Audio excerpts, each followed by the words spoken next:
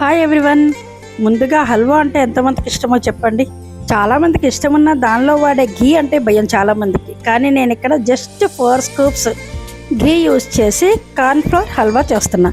So ముందు dry ఫ్రూట్స్కి లోటు ఏముందిలేండి, మనకి ఏవి కావాలంటే అవి రోస్ట్ చేసుకోవచ్చు. నెక్స్ట్ కార్న్‌ఫ్లోర్లో 1:3 రేషియోలో నేను వాటర్ మిక్స్ చేసుకొని ఉంచుకొని దాన్ని యాడ్ చేసుకున్నా. ఇక్కడ నేను 3 లీటర్స్ లార్జ్ సాట్ ప్యాన్ యూజ్ చేశాను.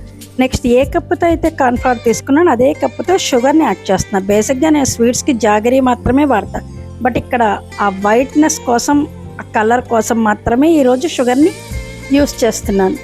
ఎటువంటి స్వీట్స్ అయినా చేసుకోవడానికి మిక్సింగ్కి చాలా కంఫర్టబుల్గా అనిపిస్తుంది ఈ 3 లీటర్స్ లాస్ట్ సాట్ ప్యాన్.